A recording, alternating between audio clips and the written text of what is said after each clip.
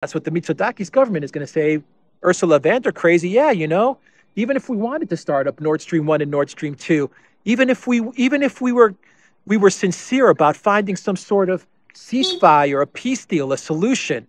We really wanted peace. We wanted prosperity. But what can we do? Crazy Putin decided to rig the pipelines with dynamite, like in a cartoon, like a Roadrunner Wile E. Coyote cartoon. And the dynamite was rigged, and he took the thing, and he went, and boom. What can we do? He sabotaged it. He sabotaged progress and peace and stability and cheap gas and cheap oil, cheap food. Putin sabotaged it all. Now they have a really, really bulletproof excuse, don't they? The rest of the world's not going to believe any of this garbage. You can be sure about it.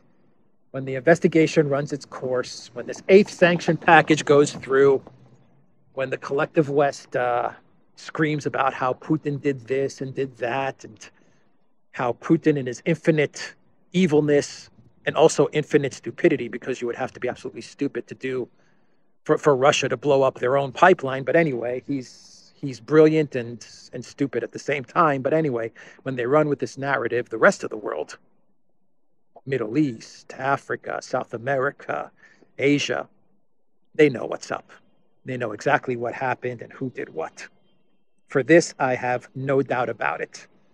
China, they already know what's up, because the Global Times, which is pretty much the English language mouthpiece of the Chinese government, they said this, quote, "It is quite obvious who wanted to stop selling Russian energy resources to Europe all this time.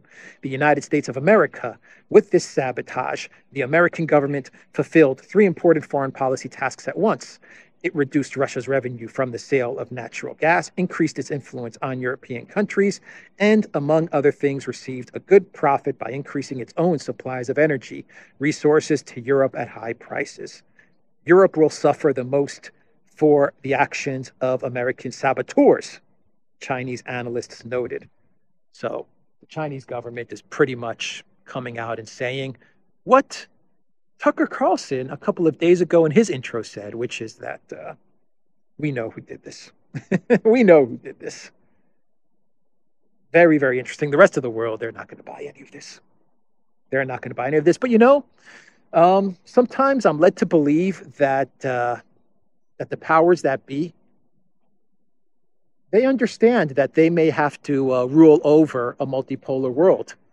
And for them, they may say, you know what, if it doesn't work out with destroying Russia, if it doesn't work out with destroying China, and if it doesn't work out with enslaving and subjugating the entire globe, the least we can get out of this is complete, full spectrum domination of the collective West. I mean, look at this chart with the US dollar. Take a look at the US dollar. And take a look at all of the other currencies. Canadian dollars, Australian dollars, euros, British pounds, Japanese yen. Take a look at that. There is an oligarch class that is saying to themselves, worst case scenario, everyone in the collective West is going to be using our USD, and they're going to be under our full control. So we may not have the whole world, but at least we control from top to bottom everything with regards to the collective West part of the world. And so let China, let Russia, let them all de-dollarize. Europe is going to be completely hooked on the dollar.